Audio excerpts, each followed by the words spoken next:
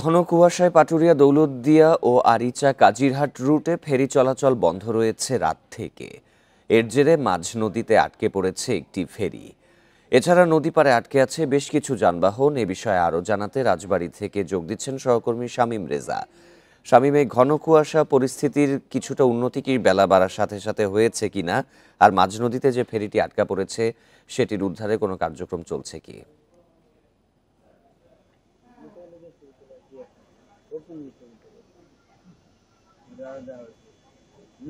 দেখুন, পরিস্থিতি এখনো কিন্তু উন্নতি হয়নি। অর্থাৎ আহ, আমরা দেখতে পেয়েছি যে ঘাট এলাকার চারপাশ জুড়ে কিন্তু এখনো কুয়াশায় আচ্ছন্ন। অর্থাৎ আহ, এই আমি এই মুহূর্তে রয়েছি 7 নম্বর ফেরিঘাট এলাকাতে। 7 নম্বর ফেরিঘাট থেকে 20 ফিট দূরত্ব নদীর মাঝে কি রয়েছে সেটা কিন্তু একেবারেই অস্পষ্ট, যে কারণে ফেরি চলাচল এখন পর্যন্ত শুরু হয়নি।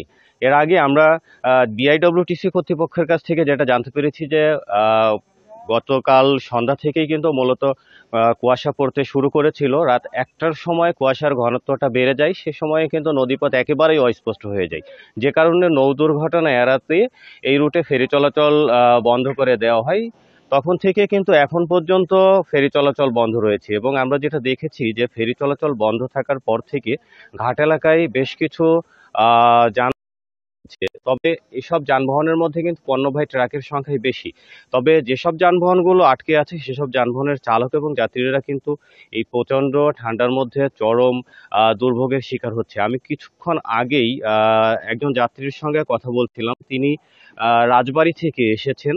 আহ, একজন প্রবাসী, বেলা 1টার সময় তার ফ্লাইট রয়েছে, কিন্তু এখন পর্যন্ত তিনি এই ফেরিঘাট এলাকাতেই অবস্থান করছে।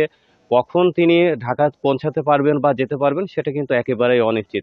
তার মতো কিন্তু অনেকেই এই ফেরিঘাট এলাকাতে অবস্থান করছে। অনেকেই রয়েছে সকালে যাদের অফিস করার কথা ছিল, কিন্তু তারা কিন্তু এখনো নদী পার হতে পারেনি। আমরা বিআইডব্লিউটিসির দৌলতদিয়া ঘাট শাখার ব্যবস্থাপক মোহাম্মদ সালাউদ্দিনের সঙ্গে কথা বলেছি। তিনি যেটা বলছেন যে এটি একটি প্রাকৃতিক দুর্যোগ। এই প্রাকৃতিক দুর্যোগ এর মধ্যে তাদের কিন্তু আসলে ফেরি চলাচল স্বাভাবিক রাখা সম্ভব না, যে কারণে কুয়াশা না কাটা পর্যন্ত ফেরি চলাচল স্বাভাবিক হবে না বলে তিনি জানিয়েছেন।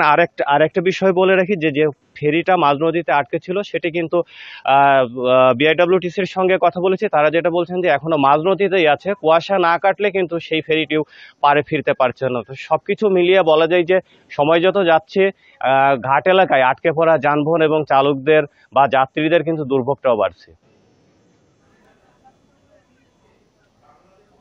ঘন কুয়াশায় বন্ধ রয়েছে ফেরি চলাচল। রাজবাড়ী থেকে জানাচ্ছিলেন সহকর্মী শামীম রেজা।